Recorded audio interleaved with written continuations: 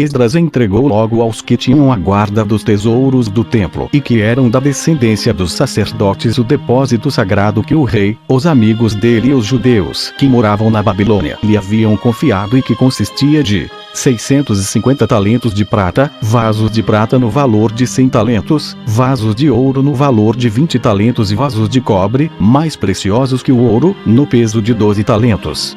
Em seguida, Esdras ofereceu a Deus em holocausto, como a lei ordenava, 12 touros para a salvação do povo, pelos pecados, 72 carneiros e cordeiros e 12 bodes. Na Síria e na Fenícia, entregou aos governadores e oficiais do rei a carta que o soberano lhes escrevera. E, como não podiam deixar de obedecer, prestaram grandes honras à nação judaica e nos ajudaram em nossas necessidades.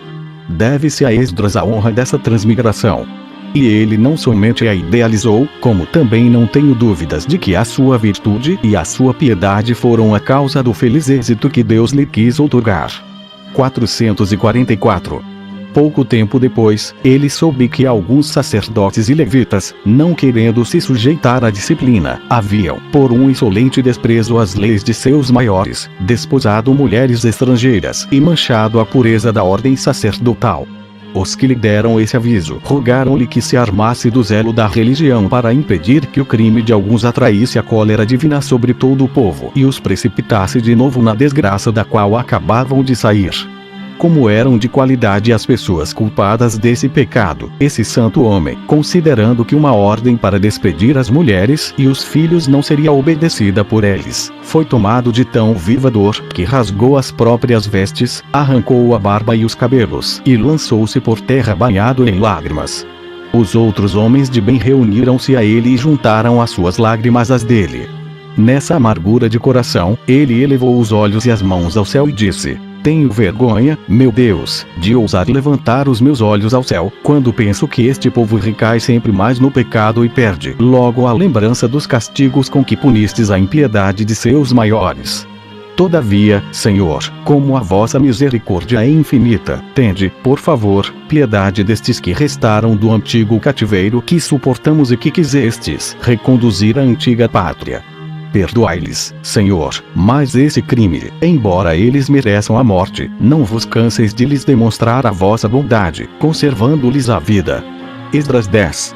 Enquanto assim falava e todos os presentes, homens e mulheres, choravam com ele, Secanias, que era o primeiro cidadão de Jerusalém, aproximou-se e disse que, não se podendo duvidar de que os que tomaram esposas estrangeiras haviam cometido um grande pecado, era preciso convencê-los a restituí-las, bem como aos filhos que delas haviam gerado, e castigar os que recusassem obedecer à lei de Deus. Esdras aprovou essa proposta e fez jejuar os principais sacerdotes, os levitas e o povo, o qual os ajudaria a obrigá-los a isso. Depois que saiu do templo, foi para a casa de Joana, filho de Eliasibe, e passou ali o resto do dia sem comer nem beber, tão abatido estava pela dor. Mandou em seguida publicar por toda parte que todos os que haviam voltado da escravidão deveriam vir dentro de 2 ou 3 meses a Jerusalém, sob pena de serem excomungados e de terem os seus bens confiscados em favor do tesouro do templo, segundo o juízo que seria pronunciado pelos anciãos. No terceiro dia, que era o 20º do 9º mês, que os hebreus chamam Tebete, e os macedônios, a Peleia, os da tribo de Judá e de Benjamim dirigirão-se à parte superior do templo, e os principais assentaram-se. Esdras levantou-se e disse-lhes que os que haviam desposado mulheres estrangeiras, contra a proibição da lei, tinham cometido um grande pecado e que Deus só tornaria a ser-lhes favorável se as mandassem embora. Todos responderam em voz alta que o fariam de boa vontade, mas o número delas era tão grande e a estação tão contrária, pois era inverno, de frio intenso, que aquilo não podia ser feito imediatamente. Assim, seria necessário um pouco de paciência.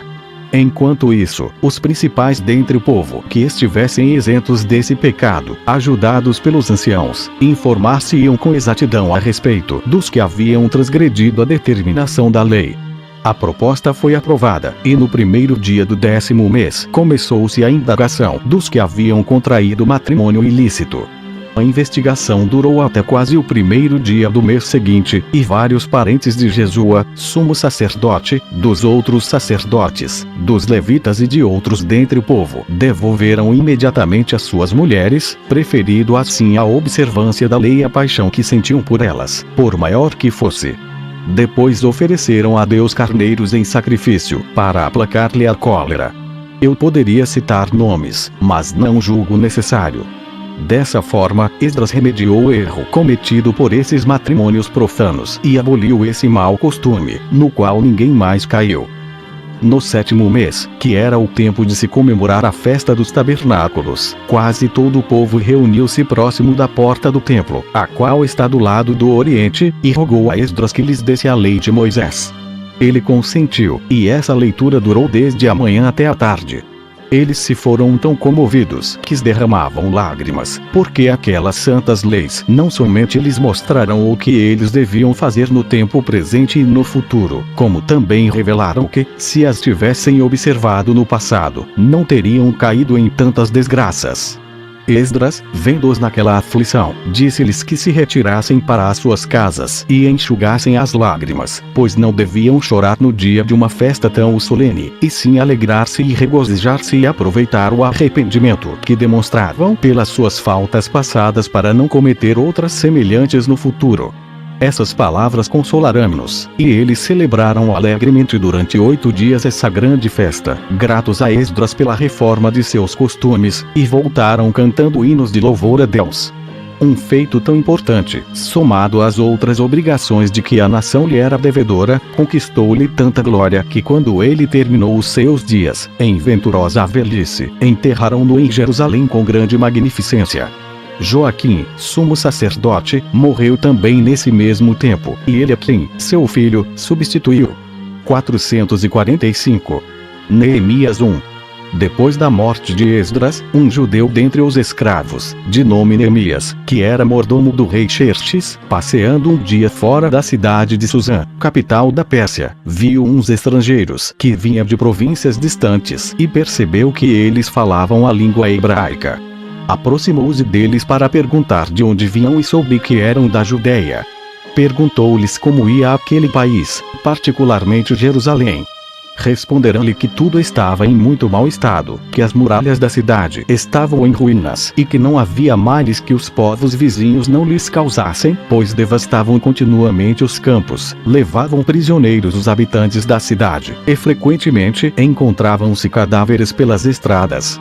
Neemias ficou tão desconsolado pela aflição do povo de seu país que não pôde reter as lágrimas. E, elevando os olhos ao céu, disse a Deus: Até quando, Senhor, permitireis que a vossa nação seja perseguida e torturada por tantos males? Até quando permitireis que ela seja presa de vossos inimigos? O sofrimento fez-lhe esquecer até o momento em que se encontrava, pois vieram dizer-lhe que o rei estava prestes a se pôr à mesa, e ele correu para servi-lo. Neemias 2. O príncipe, que estava de bom humor, tendo notado ao sair da mesa que Neemias estava muito triste, perguntou-lhe o motivo. Ele respondeu, depois de rogar a Deus em seu coração, que tornasse as suas palavras bem persuasivas: Como poderia, majestade, não estar triste pela aflição de saber a que estado se acha reduzida a cidade de Jerusalém, minha querida pátria, onde estão os sepulcros de meus antepassados? Os seus muros estão completamente em ruínas, e suas portas, reduzidas a cinzas. Fazei-me, Senhor, o favor de permitir que eu vá reerguê-las e de fornecer o que falta para completar a restauração do templo. O soberano recebeu também esse pedido, que não somente concedeu o que ele desejava, como também prometeu escrever aos seus governadores para que o tratassem com muita honra e o ajudassem em tudo o que ele desejasse. Acrescentou o príncipe: Esquecei então a vossa aflição e continuai a servir-me com alegria. Neemias adorou a Deus e deu ao rei os seus humildes e sinceros agradecimentos por tão grande favor.